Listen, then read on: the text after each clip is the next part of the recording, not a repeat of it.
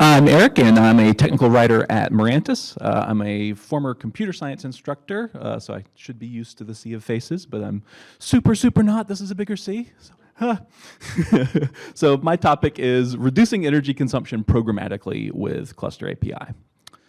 So as a bit of context, I spent a lot of time talking to my company's customers about how they're using different technologies in the cloud-native landscape and writing educational material to help users take advantage of those technologies.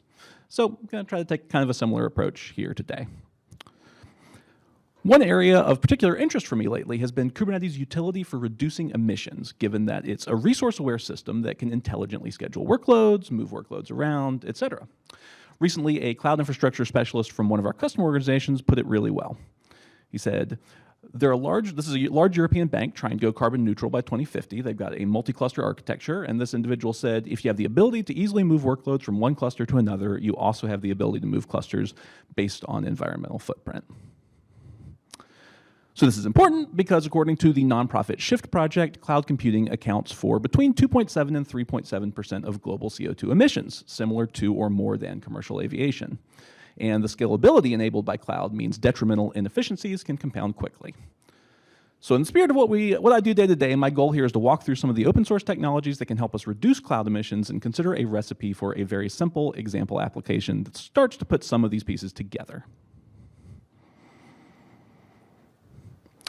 So we want to take data on the emissions impact of running our proposed workloads on available hosts. We want to automatically schedule those workloads for maximum efficiency, and we want to check and reschedule workloads as the data changes.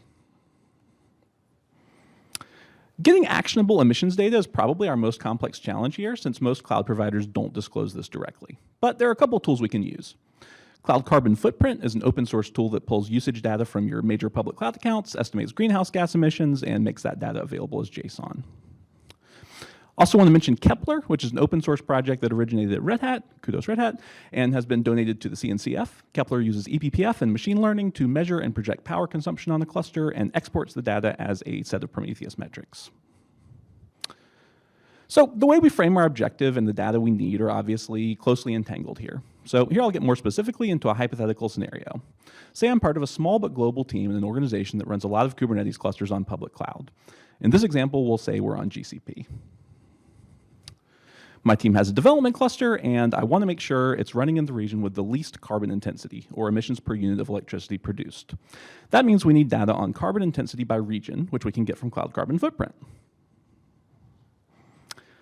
In this case, the workload is kind of Kubernetes itself, so we're getting a little meta here. We're using Cluster API, which is an open source project that helps you programmatically deploy and manage Kubernetes clusters as Kubernetes resources.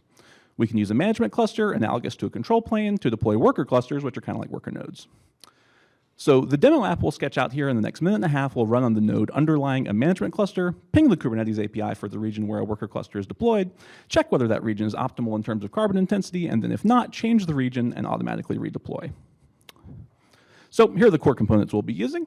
First, Cluster API will define our Google Cloud Worker cluster as a custom resource on the management cluster, so this GCP cluster resource is what we'll interact with via the Kubernetes API. Next, we'll grab data on GCP region's relative carbon intensity from the JSON output of Cloud Carbon Footprint. That can be mocked if we want to speed up development. So now we can write our app with Go and the Go Kubernetes client. Two key packages we'll want to work with are the client Go/dynamic and the unstructured type from the K8's API machinery, which together let us perform RESTful operations on custom resources like GCP cluster. So now we can read and replace the resource, and then it's really just a matter of writing logic to compare region intensity. You can see exactly what that looks like and try it out on GitHub at github.com/ericgregory/dintensify. Hope that gives you a sense of how easily you can put together some core components for real automated impact on cluster deployments. And I'd love to hear from you if you have any thoughts on the project or the topic, and thanks for listening.